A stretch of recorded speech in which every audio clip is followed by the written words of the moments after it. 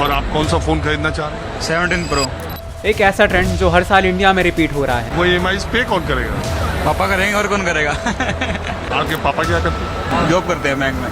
पढ़ाई के लिए जो पापा भेजते हैं उससे बचा के आईफोन खरीद रहे हो? 3 दिन से खाना ना खाता हूँ। अच्छा, ये खाना नहीं खा रहे? आईफोन के लिए खाना नहीं खा रहे हैं? नहीं।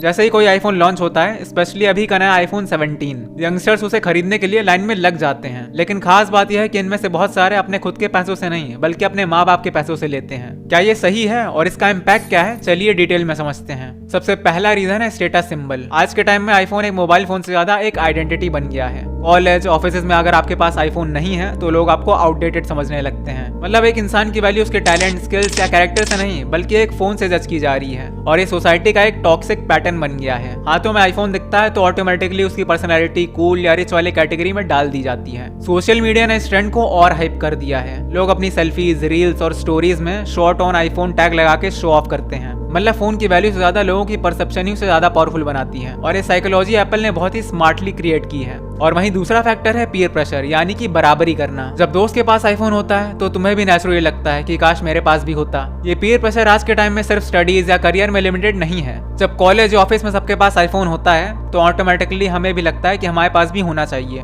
लेकिन असली सवाल यह है कि तुम्हें फोन अपनी जरूरत के हिसाब से, अपने बजट के हिसाब से लेना चाहिए या फिर दोस्तों के प्रेशर में। हर जगह तुम्हें आईफोन का लोगो फ्लॉन्ट होता दिखेगा, जिम, कैफे, पार्टीज, और धीरे धीरे तुम्हें भी लगने लगता है कि तुम आईफोन के बिना कंप्लीट नहीं हो। अब सवाल उठता है कि पैसे कहाँ से आते हैं। मेजॉरिटी यंगस्टर्स अपने खुद के पैसों से नहीं बल्कि अपने माँ बाप के पैसों से खरीदते हैं। पेरेंट्स भी इमोशनल होकर बोल देते हैं, चलो बच्चे की खुशी के लिए लेके दे देते हैं। लेकिन इससे एक प्रॉब्लम डेवलप होती है। यंगस्टर्स को फाइनेंशियल रिस्पॉन्सिबिलिटी का सेंस कभी डेवलप नहीं होता। आजकल लोग कहते हैं कि आईफोन लेना ईजी है, EMI पे ले लो। लेकिन असली प्रॉब्लम भी यही है, यंगस्टर्स अपने माँ बाप की कमाई पर EMI का बोझ डाल देते हैं, सिर्फ इसलिए क्योंकि वो अपने दोस्तों से पीछे नहीं रहना चाहते हैं। मतलब पेरेंट्स घर के राशन का बंदोबस्त कर पाएं या ना कर पाएं, लेकिन आईफोन लेना ज्यादा इंपॉर्टेंट बना हुआ है।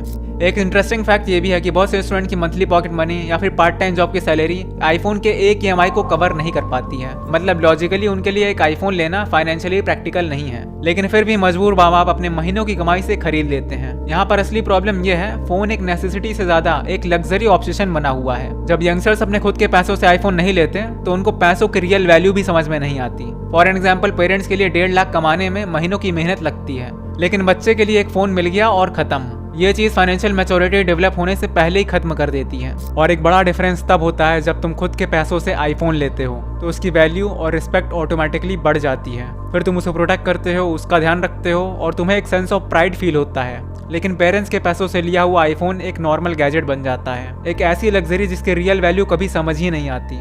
ये ट्रेंड हमें एक चीज क्लियरली दिखाता है, इंडिया में यंगस्टर्स को फाइनेंशियल लिटरेसी की बहुत जरूरत है। अगर 1.5 लाख का आईफोन 17 लेने से पहले उन्हें इन्वेस्टमेंट, सेविंग्स और पैसे की रियल वैल्यू समझ में आती तो शायद वो इतनी जल्दी डिसीजन नहीं लेते। लेकिन हमारे इस इंडियन एजुकेशन सिस्टम में फाइनेंस की नॉलेज बहुत कम दी जाती है।